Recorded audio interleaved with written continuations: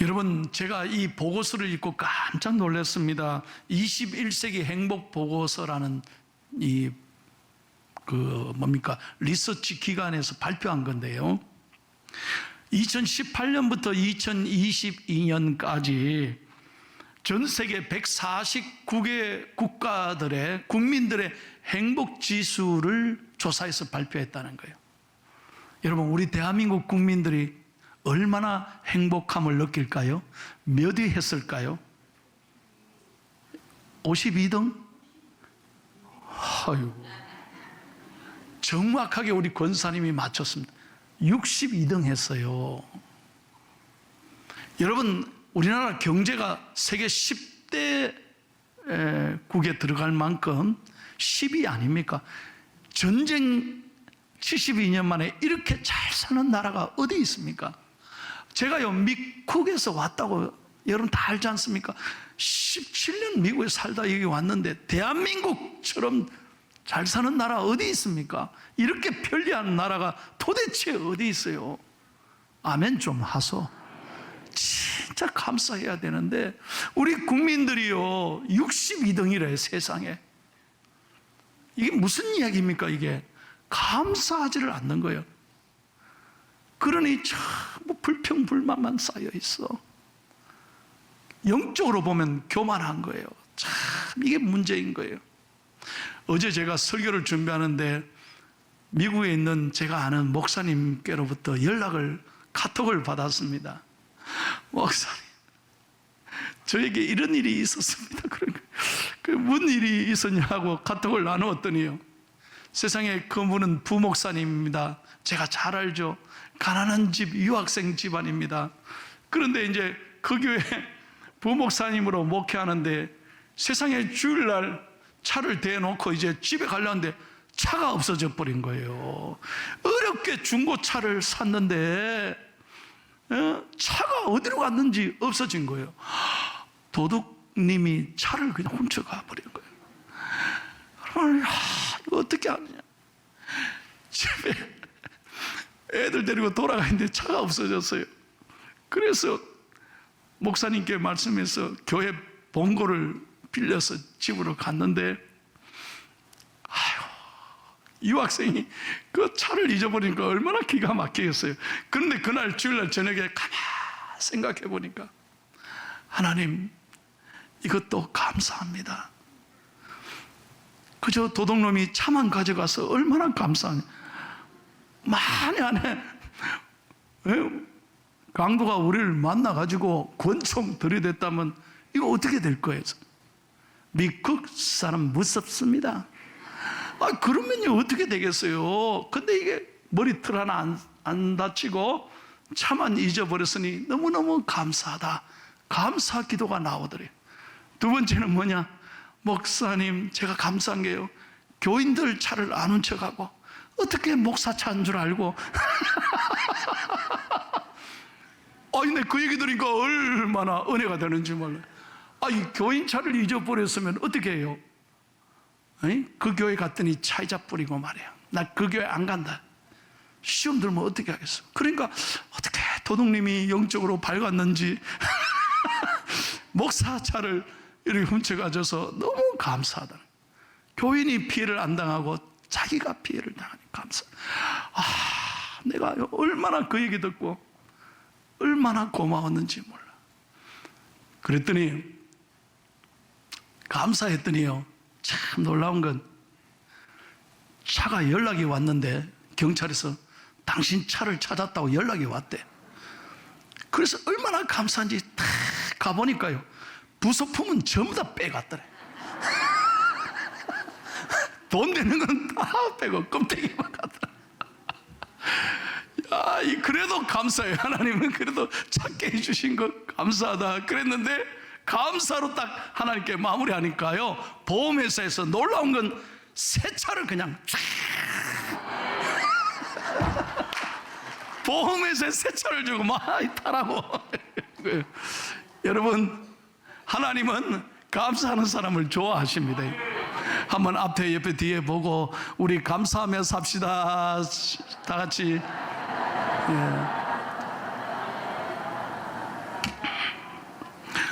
오늘 읽은 우리 성경 말씀은 초대교회가요, 이제 급속도로 부흥을 한 거예요. 성경에 보면, 사도행전에 보면 12사도가 은혜 받고 120명이 모이고, 또 나가서 전도하니까 하루아침에 3,000명이 회개하고, 또 열심히 복음을 전하니까 5,000명이 기하급수적으로 불어나게 된 거예요.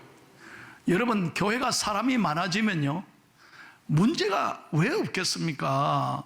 사람 모인 곳은 다 시끄럽고 문제가 있기 마련이잖아요. 그런데 이 초대교회도 갑자기 사람들이 불어나니까 문제가 생겼어요. 오늘 1절 말씀 다 같이 한번 읽겠습니다.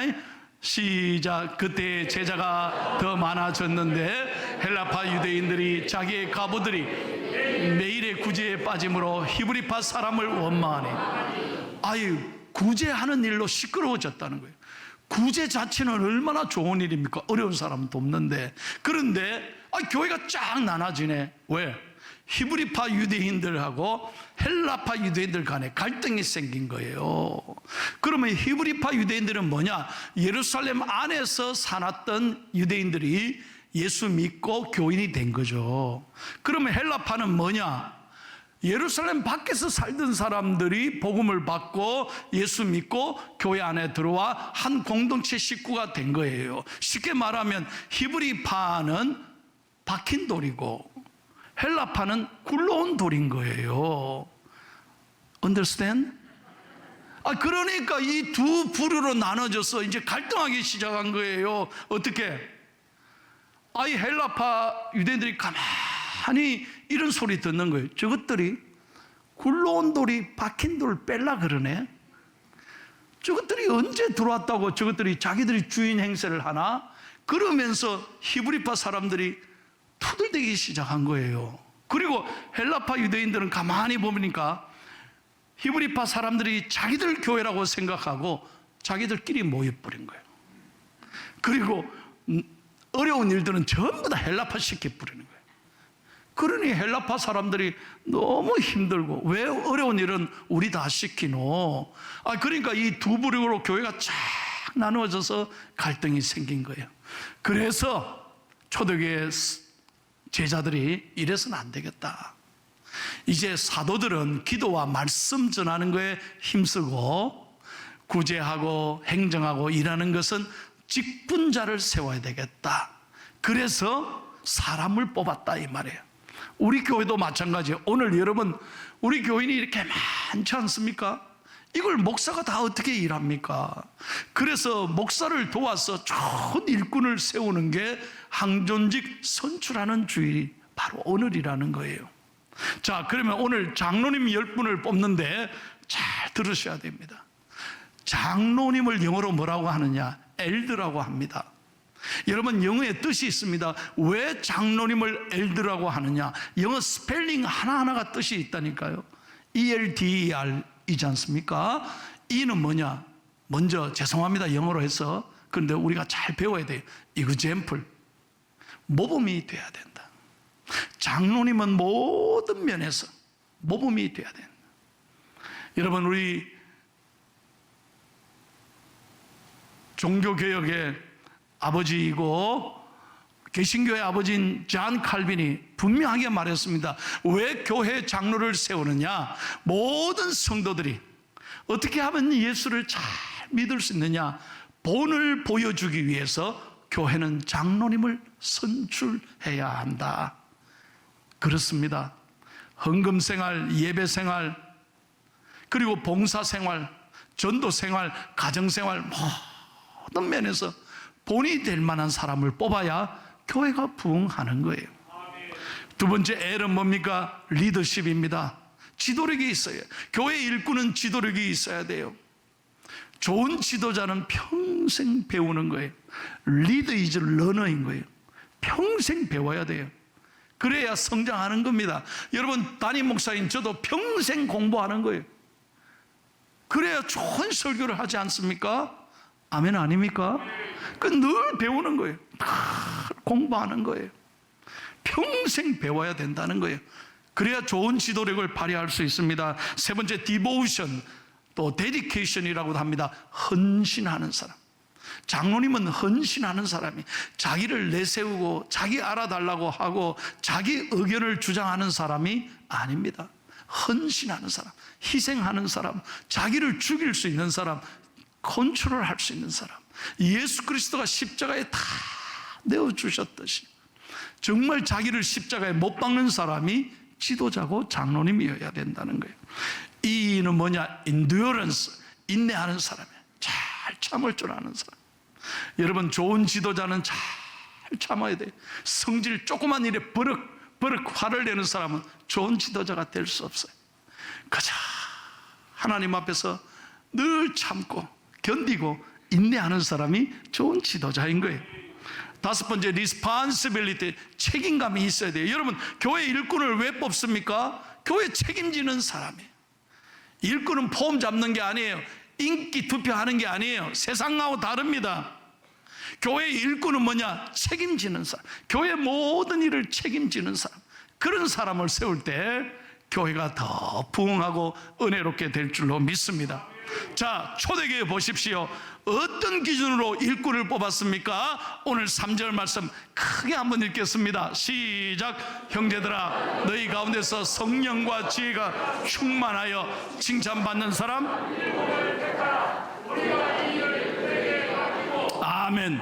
여기 보면 분명한 기준이 있어요. 성경에서 말하는 기준, 성경이 말하는 기준, 하나님이 원하시는 일꾼들은 어떤 사람이냐? 첫 번째, 저를 따라 하십시오. 성령 충만한 사람. 다시 한번 크게, 성령 충만한 사람. 예, 교회는 세상의 일꾼과 다릅니다. 여러분, 교회는 돈 많다고 뽑는 게 아니에요. 교회는 돈 있는 사람 알아주고 그 사람 세우는 게 아니에요. 교회는 학벌이 높은 사람, 내가 좋은 데 나왔다, 그런 사람을 뽑는 게 아니라니까요. 교회는 달라요. 교회는 나하고 고향이 똑같은 사람, 그래서 가까운 사람, 그렇다고 뽑는 게 아니에요. 머리 좋은 사람 뽑는 게 아니라니까. 교회는 어떤 사람? 성령, 하나님의 영이 충만한 사람을 뽑아야 교회가 든든히 서는 거예요. 그래서 교회는 정말 하나님이 사랑하는 사람, 누구나 다 믿음을 인정되는 사람을 장로님으로, 일꾼으로 세워야 된다는 거예요. 자, 여러분 한번 얘기 들어봐요. 전라북도 김제라는 곳이 있습니다. 그곳에 가면 금산교회라고 있어요. 여러분, 김제에 가시면 꼭 이 교회를 한번 가보십시오. 이 교회가 왜 유명하느냐? 이 교회 목사님, 장로님 이야기가 우리 기독교 교회사에 큰 감동을 주는 이야기가 있어요.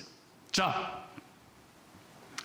이자익이란 분이 말이죠, 너무 가난해가 먹을 게 없으니까, 집에서 못 사니까, 이 시골의 집에는 도저히 먹을 게 없어 안 되니까 김제로 올라갔대요. 시골에서.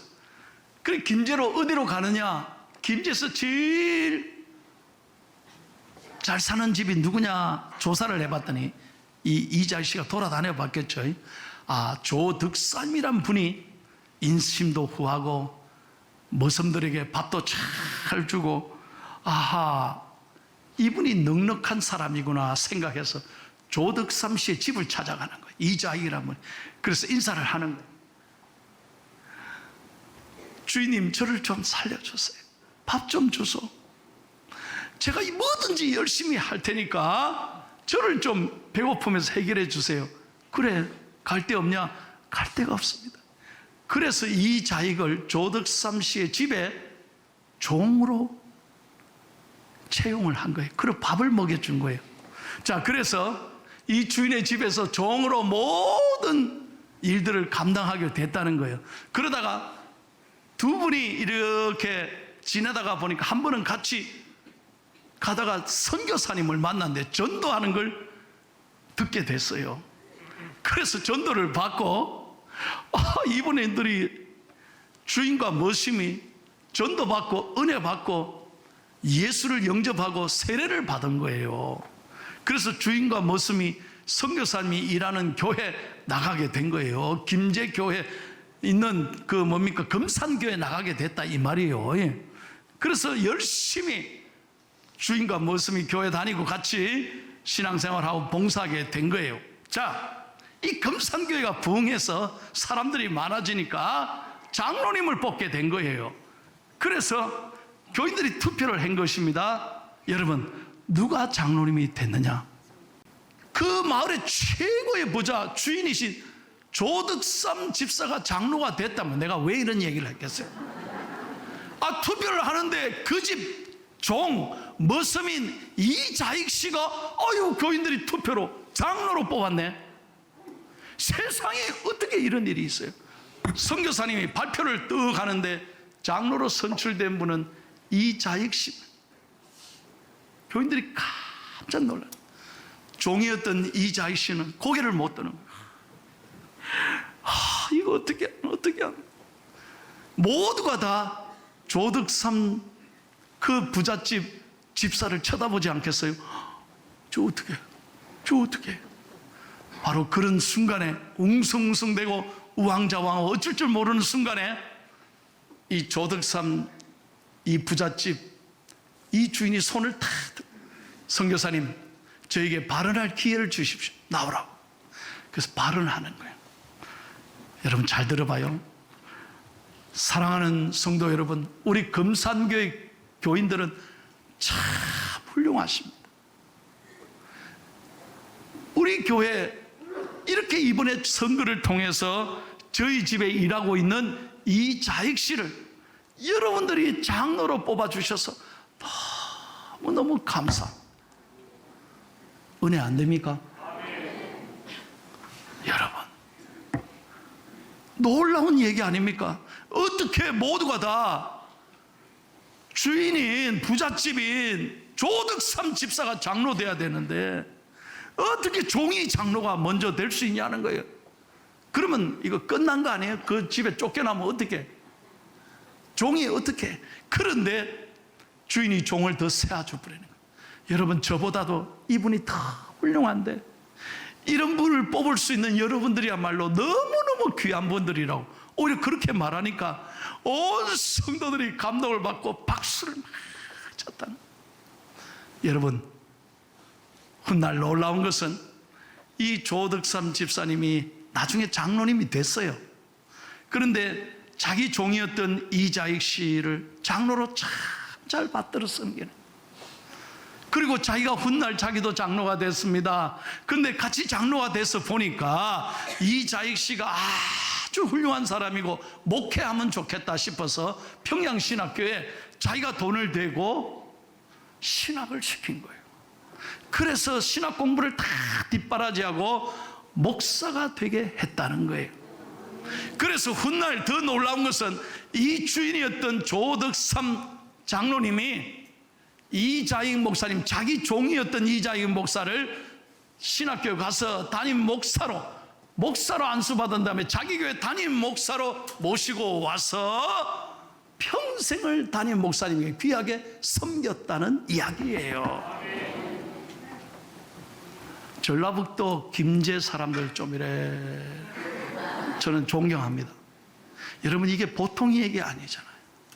그래서 그 이자익 목사님이 우리 교단 총회장을 지내셨어요. 얼마나 아름다운 얘기입니까? 여러분, 성령의 사람이 뭡니까? 그저 자기를 죽이고 남을 세워줄 줄 아는 사람. 그 아름다운 희생과 헌신 때문에 교회가 아름답게 되고 하나님이 쓰시는 아름다운 위대한 교회로 부흥하게 됐다는 거예요. 이런 성령의 사람 한 사람이 교회를 살리는 거예요. 여러분, 이런 좋은 일꾼 뽑아서 우리 교회가 더욱 하나님의 마음을 기쁘시게 하는 위대한 교회가 될 수 있기를 예수님의 이름으로 축원합니다. 두 번째는 지혜가 충만한 사람이에요. 여러분, 이 지혜는 지식이 아닙니다. 세상적인 학식이 아닙니다. 우리 권사님들 가운데 보십시오. 공부 많이 못한 분 많이 있습니다. 그래도 저는 얼마나 존경하는지 몰라요. 어떤 어려움에도 자리를 지키고 기도하시고 믿음으로 사시니까 그분들이야말로 지혜가 충만한 분인 거예요. 저는 우리 교회 권사님들이 한마디 한마디가 저에게는 얼마나 위로가 되고 은혜가 되는지 몰라요. 여러분, 기도하는 사람에게는 성령의 영이 임할 뿐만 아니라 지혜의 영이 임할 줄로 믿습니다. 마지막 세 번째요. 다 같이 한번 따라하겠습니다. 칭찬 듣는 사람. 아멘. 여러분, 일꾼을 어떤 사람을 뽑아야 합니까? 하나님과 사람에게 칭찬받는 사람. 모든 면에서, 행실에서 인정하는 사람이 돼야 돼요. 그래야 교회가 평안한 거예요. 그런 사람은 교회 화평을 이룹니다. 교회 항상 어려운 사람을 도와줍니다. 교회 남을 세워줍니다. 언제나 자기만 옳다고 자기 의견만 주장하는 것이 아니라 남의 얘기를 경청할 줄 알고, 남의 눈물을 닦을 줄 알고, 누군가에게 따뜻한 말 한마디로 힘이 되어주는 사람이 될 때 그 사람이 칭찬받는 사람인 것입니다. 설교를 마치겠습니다. 우석대학교 안도현 교수님의 연탄 한 장이라는 시가 있습니다. 제가 참 좋아하는 시입니다. 또 다른 말도 많고 많지만 삶이란 나 아닌 그 누군가에게 기꺼이 연탄 한 장이 되는 것. 방구들 선득선득해지는 날부터 이듬해 봄까지 조선팔도 거리에서 제일 아름다운 것은 연탄차가 부릉부릉 힘쓰며 언덕길 오르는 거라네. 해야 할 일이 무엇인가를 알고 있다는 듯이 연탄은 일단 제 몸에 불이 옮겨 붙었다 하면 하염없이 뜨거워지는 것. 매일 따스한 밥과 국물 퍼먹으면서도 몰랐네. 온몸으로 사랑하고 나면 한 덩이 재로 쓸쓸하게 남는 게 두려워 여태껏 나는 그 누구에게 연탄 한 장도 되지 못하였네. 생각하면 삶이란 나를 산산이 으깨는 일. 눈 내려 세상이 미끄러운 어느 이른 아침에 나 아닌 그 누가 마음 놓고 걸어갈 그 길을 만들 줄도 몰랐었네. 나는. 여러분, 우리가 정말 예수 믿는다면, 정말 하나님의 사랑을 오늘도 누리고 있다면, 연탄이 자기의 몸을 불태워서 그 차가운 방을 사람들을 따뜻하게 만드는 것처럼, 그리고 마지막 한 줌의 재가 되어서 그 추운 언덕길에 뿌려질 때 누군가 안전하게 걸어갈 수 있게 만드는 것처럼, 오늘 우리가 예수 믿는다면 이 짧은 인생, 한 번밖에 살 수 없는 이 인생, 나만 생각하지 말고 이기적으로 내 욕심대로만 살지 말고 누군가에게 연탄 한 장이 되어서 따뜻한 사랑을 나누는 행복한 사람 되기를 축복합니다. 그게 칭찬 듣는 사람이지. 그런 사람을 일꾼 뽑아야 교회가 든든히 서가는 거예요. 우리 교회가 그런 교회 되기를 축복합니다.